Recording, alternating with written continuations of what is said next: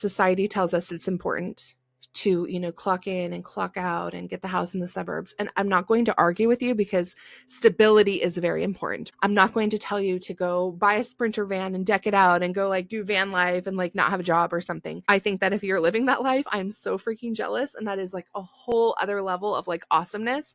But I know that that is not realistic for everybody, right? I get that. I don't want you to go quit your job and go like live in the mountains or whatever, because I agree that there's something to be said for, you having that stability.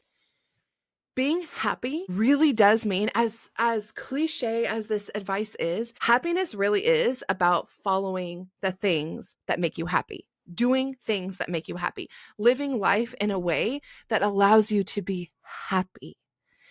And too many of us are pushing all of this down, pushing the thoughts, pushing ideas of things that are going to make us happy, right?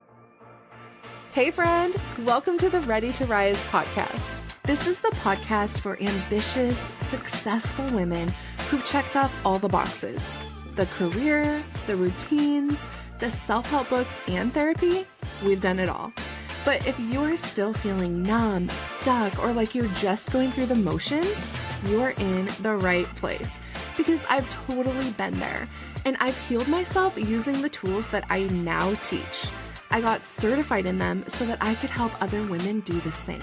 I'm your host, Audrey Rose, a registered nurse and somatic life coach, and I'm here to help you stop just coping, stop just going through the motions, and actually start feeling good again in your life, feeling happy again. Each week, we explore nervous system regulation, emotional wellness, and rituals that are rooted in ancient wisdom, ancient practices, so you can stop just going through the motions and stop just getting by and start really feeling lit up and alive and fully plugged in again. This is about real happiness, the kind that fills your body, lights you up, and helps you create a life that you are obsessed to wake up for. So are you ready? Because I'm excited to help you feel like you again. I just caught myself doing something that's, I think, really damaging to my life and my happiness long term. And I'm willing to bet that you're doing this in your life too. And so I think that we really need to have a conversation. Being happy really does mean, as cliche as this advice is, happiness really is about following the things that make you happy, doing things that make you happy, living life in a way that allows you to be happy. And too many of us are pushing all of this down, pushing the thoughts, pushing ideas of things that are going to make us happy, right? We're pushing it down, ignoring it, pretending that these certain urges are not there, right? Just because I think we're letting ourselves be overridden by logic. And I'm going to dive into this and explain this. I think, of course, the best way to share is to share an example. I went to the beach today, had a beautiful morning. Like, it was perfect. The weather was perfect. Everything was perfect. Like, it was such a beautiful day. And if you know me, you know that is my happy place. Like, the ocean is my jam. Like, that is just my vibe. So freaking happy when I'm there. And it's been on my heart for really a long time to start to think about how I can make this work for me to live out there long term, right? It's been really on my heart. I think about this every time I'm out there, every single time I'm out there, whether it's a super windy day, whether it's rainy, drizzly, whether it's just like one of those really, heavy fog mornings on the coast. It doesn't matter. I think about this so often, how badly I want to live out there all the time. And I allow myself to get so caught up in this fantasy and this thought process of how beautiful it would be to live out there, how much I would love it, how exciting it would be, how good I would feel, how free I would feel. And then logic starts to take over. Yeah, but your husband would have a longer commute. You would have a longer commute. What would the dog do during your 12-hour shift? Because right now, during my 12-hour shift, I live so close that I'm able to come home and take her out and check on the house and all of that, right? So what would I do if I lived somewhere where I had to commute? and I had a 12-hour shift. Like, what am I going to do, right? Have to set everything up, or my husband would have more work if that was the case, and all of this stuff, right? Because right now it's great. Like, he doesn't wake up if I come home in the middle of the night. I can take her out. It feels really good. I can, I get to do my thing, right? All of this is like in my head. Yeah, that would suck. I would have a longer commute. People aren't going to want to visit me as often. There isn't really like a main grocery store. There's not like a big Safeway in that town that I want to live in. Like, all of these things, right? And I allow myself to get on this roller coaster of emotions where I'm on this high, thinking about living out there, thinking about how happy I would be, how good it would feel, how exciting I mean, imagine for me, being able to not have a commute to my happy place would be amazing. This is like the people who live near Disneyland, like right outside the gates or whatever, right? Or Disney World. Because for some people, like, they have their happiest place, that's their happiest place on earth to them, and you live right there. Like, fuck it, if I have to commute to work, I don't care. But like, I don't want to have to commute to like the place that I love. I want to just like be there all the time. So I'm on this high thinking about that. Like, how exciting would that be? How good that would feel? How much that would change my life to literally be able to just take a few steps and be at the ocean, be on the beach. But then I get down, I start to let that logic kick in. All the thoughts I was saying about, the commute or the work schedule, or how would that work, or what would that look like? The houses, I haven't looked into it a ton yet because I never allow myself to really get there. But I think that the houses are a little bit more expensive out there.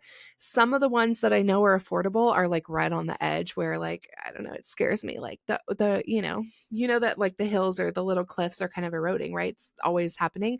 So I know that those ones might be affordable, but that seems scary. But like, you start to like let all of this logic kick in, and it just deteriorates my mood completely, to the point where then I'm shutting down. And I'm not even like allowing myself to think through this thought process, to the point where, like I just said, I haven't even looked it up enough. I don't even know like the logistics of the possibility side of the logistics, because I haven't even allowed myself to get that far with this thought process, because I instantly shut myself down. I listen to family. Family is like, oh, you can't do something like that. That's not going to work. What about this? And a family wants to protect you, right? So there's nothing wrong with what they are doing, but family will instantly want to protect you, want to help you out. So they're going to show you all the negative parts, all the bad parts of this. Well, what about this? What about your commute? What about the gas prices? What about getting groceries, easily? What about if there's an emergency? Like, there's no emergency vet in that town, like, et cetera, et cetera, et cetera, right? Sometimes in life, what I'm learning, life is too short to live a life that is solely guided by logic. And I know that my science brain doesn't like it when I say that, but it's true. Life is really short. We don't have time. We don't have the luxury of waiting for what others say will make us happy to make us happy. We don't have the luxury of sitting around and hoping that by doing everything right, by checking off the societal boxes, by, following the societal standards, that we will find our happiness. There are like these general guidelines. We all know about them, right? It's like the little checklist, right? You're supposed to have a job, and you're supposed to climb the corporate ladder, and you're supposed to have the home with the white picket fence that's like in the suburbs of the town that you work in, and blah, blah, blah. And you're supposed to do all these things, check off all the boxes, and that is supposed to equal happiness. But the thing is, that doesn't work for everybody. And maybe that's become the societal standard because it works for the majority of people. I'm not sure. But I don't think that that works for everybody. I know that it doesn't, because I'm not happy, right? Like, I am not happy. Okay, friend, I know those days where my mind just won't stop. I can't fall asleep. And then I'm just exhausted, anxious, grumpy, all of it, right? This is usually when I know I need to reset my nervous system. For me in the past, I used to try the affirmations and all the personal development books and talk therapy and all of the things, but it never worked. So finally learning the somatic healing tools that actually regulate my nervous system has seriously changed things. So I put together a happiness bundle for you. It's literally 3 guided practices in under 30 minutes each. I walk you through each one, and these are literally nervous system regulation practices that are proven to help you reduce cortisol levels, reduce your stress, so you can finally get better sleep, think more clearly, and just feel more calm overall. I walk you through each one exactly so that you will know like step by step what to do. It's an on-demand video. And again, it's 3 of them, EFT tapping, sound bath, and breath work, all in under 30 minutes each. So if you are ready for that feeling where you just finally feel like yourself again, you feel like you can access the happiness that's all around you because your nervous system is more regulated, go and grab the happiness bundle now. I want to give it to you for $11. It's in my show notes below, or if you go to my Instagram bio at Hello Audrey Rose, it's right there in the link in bio. And just get it for $11 with code happiness at checkout. And I cannot wait to hear how good this makes you feel. I did all those things. I got the great career. I started climbing the corporate ladder. I got on, when I was a younger nurse between like years 3 to 5, I was like on 3 different committees. I was a lead nurse on the floor. You know, I ran I ran the COVID floor. So one of the units at the hospital, right? I was a lead nurse. I was on all these committees. I was climbing the corporate, so to speak, corporate ladder.